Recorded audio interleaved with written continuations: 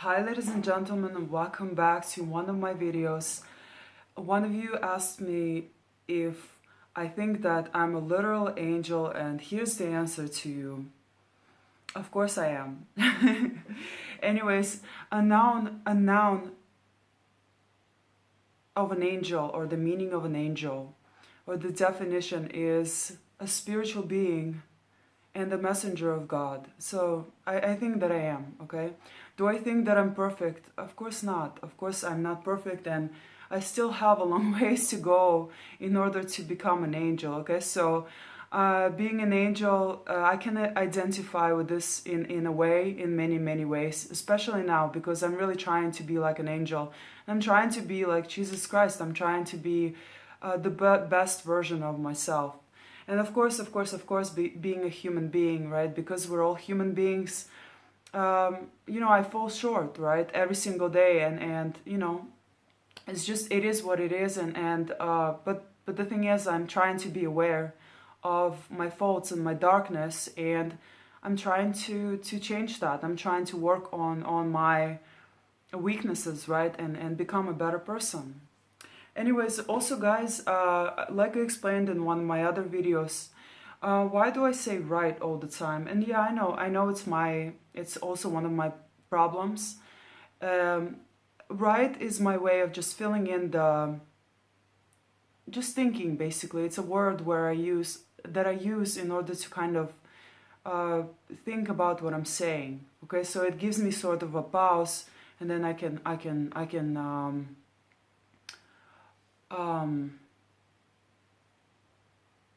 I basically use this word in order to think, okay? So this happens to a lot of people, believe it or not. A lot of people have different, words that they're using, such as like, or you know what I'm saying, okay?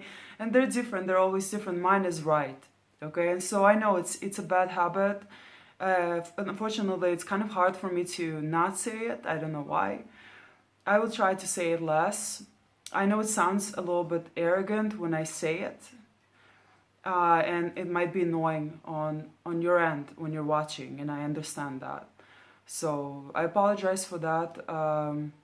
I don't mean to sound arrogant when I'm saying it. Anyways, also thank you so much to all of my new subscribers for subscribing. I really do appreciate your comments, guys. I appreciate your likes. Thank you so much for watching. I've gotten a lot of views on my previous video, and I'm really glad that you guys enjoyed that video. In fact, I decided to make a similar video today, and this video is titled Toxic Humiliation versus Spiritual Ego Death. What's the difference? Okay, so that's what we're going to discuss in today's video. Is it the same when you're humiliated, right, and lose your ego in a toxic relationship or in a toxic group, whereas when you are humiliated from, let's just say, a loss of a job, relationships, and seemingly bad situations that kind of creep up sometimes? Whereas you lose your old identity and then experience an ego death. And so that's exactly what we're going to discuss today. We're going to discuss the two and what the difference between them is. And actually the differences are pretty great. And I will discuss in details what they are. Okay, so let's just go into the toxic relationship in a group or with an individual, right? And there I am saying right again. But in this situation, this situation is not going to be beneficial to you, at least not immediately.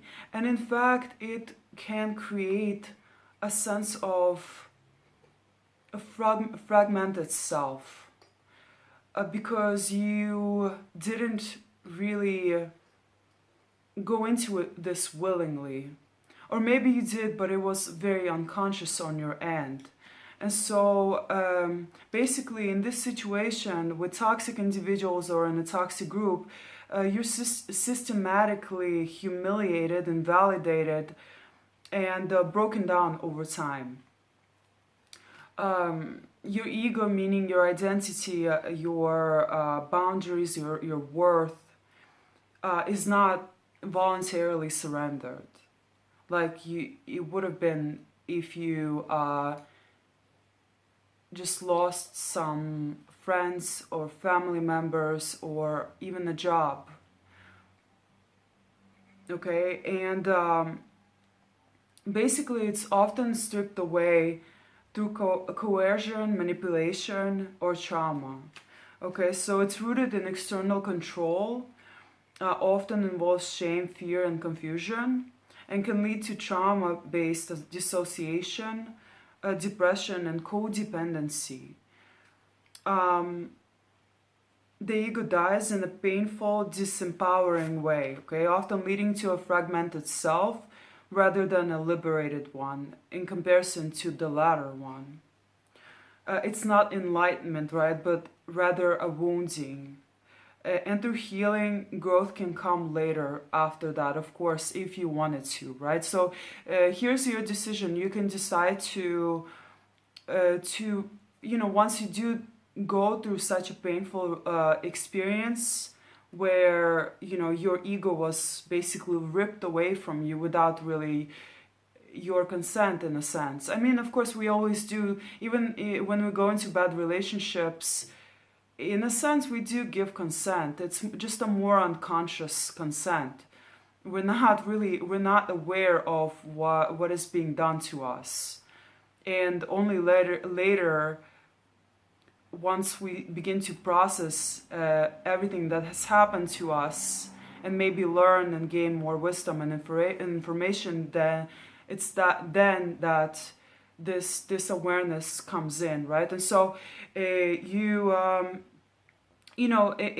is a bad experience, and it's a very painful one, and it will create a wound. And so after this wound, you will have to heal, and you don't want to bypass this process in order to try to get to the enlightenment, the real enlightenment, right? The real, and so you want to heal first, and then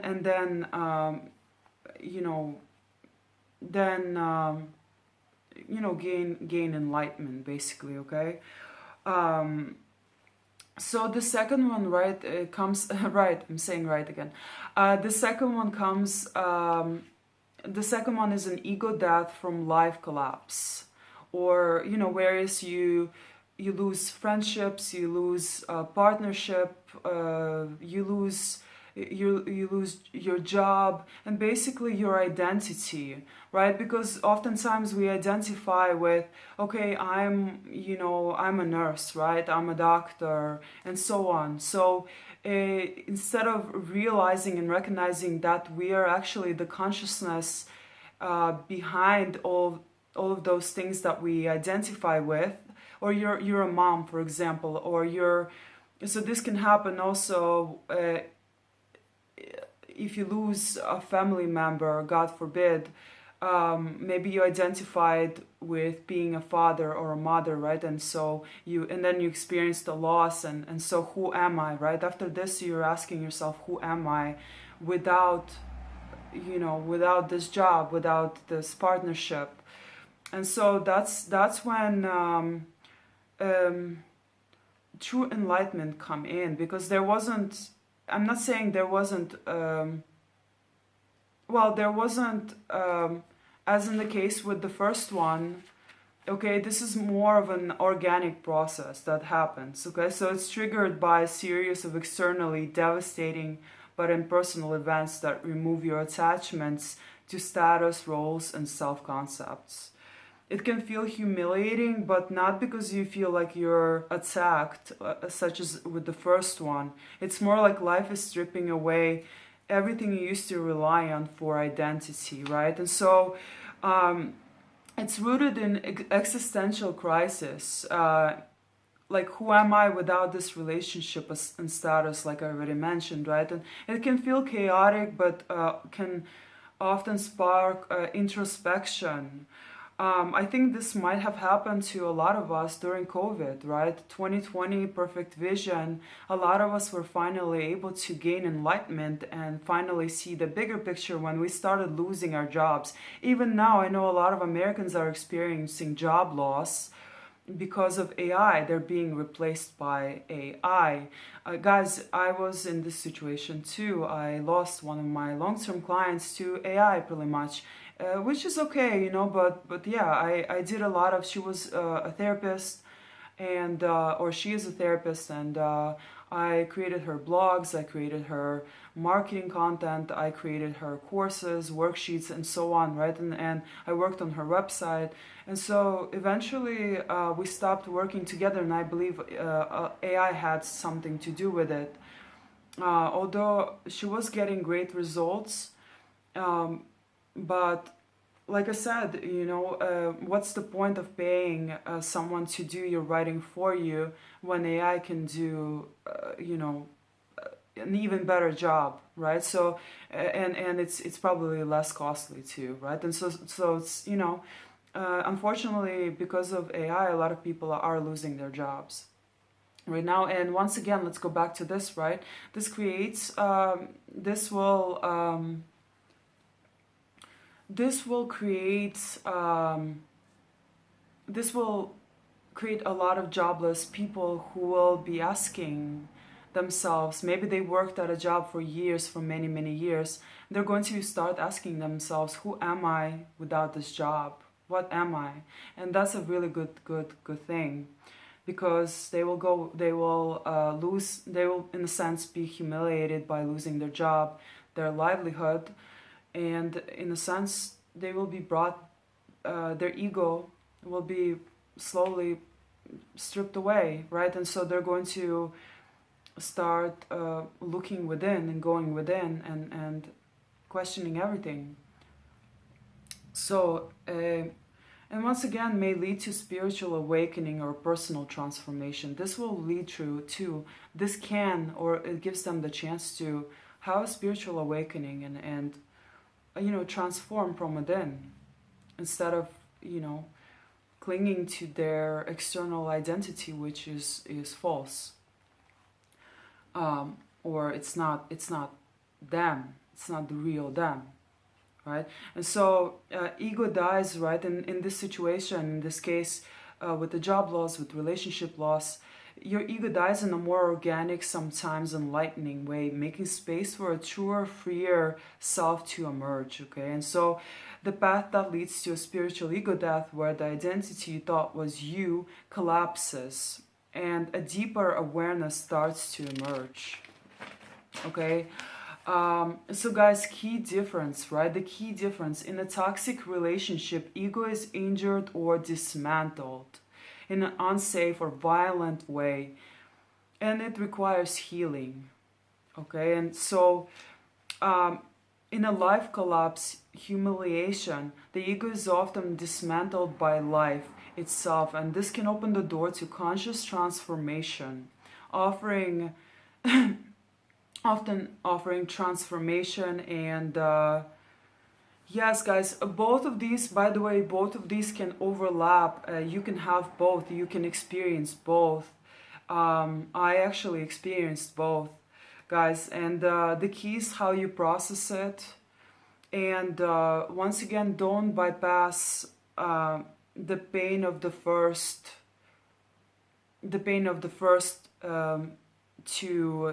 to pursue, you know, the second one, okay, or the enlightenment of the second one.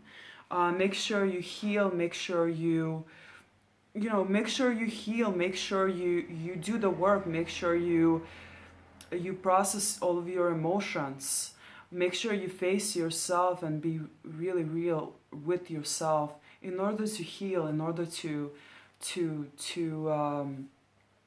forgive, right? In order to, you have to forgive, you have to let go, you have to detach, and you have to understand, once again, through understanding and awareness,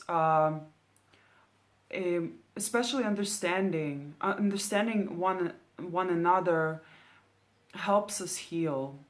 So no matter how painful your relationship or your situation was, there's always a greater purpose for it. It always ultimately is for your own good. And so never forget that, holding a grudge or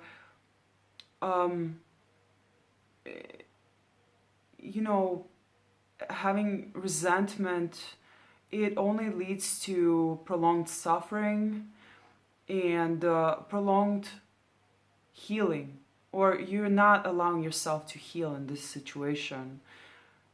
So let go, understand. What helped me, for example, forgive my mom for all the trauma, all the bad experiences that she put me through, all the pain.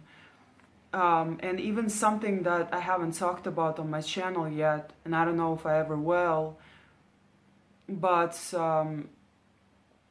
what helps me forgive is to understand her. And so I saw my mom from a different perspective. I understood where she was coming from, and that understanding helped me forgive her, and ultimately it helps me heal. Right, so it's not really about the other people, it's about yourself, right? And so by not forgiving, by being resentful, by holding a grudge, you're not allowing this negative energy to leave you. And you're, in a sense, you're still attached to that person who you shouldn't be attached to anymore. And so yeah, guys, thank you so much for watching. I hope you enjoyed this video. Please subscribe if you haven't already. Please like my channel and check out some of my books, some of my courses. I have a children's book. I have a healing guide that can ultimately guide you towards healing and help you empower yourself. Okay, and also I have some fitness and nutrition courses as well. I'm very much into fitness and nutrition. I have a diploma in it, and I have a lot of certifications in fitness as well. So if you guys are looking for either a hypnotherapy session or a fitness and nutrition consultation, then hit me up, guys, okay? Don't hesitate, and thank you so much for watching.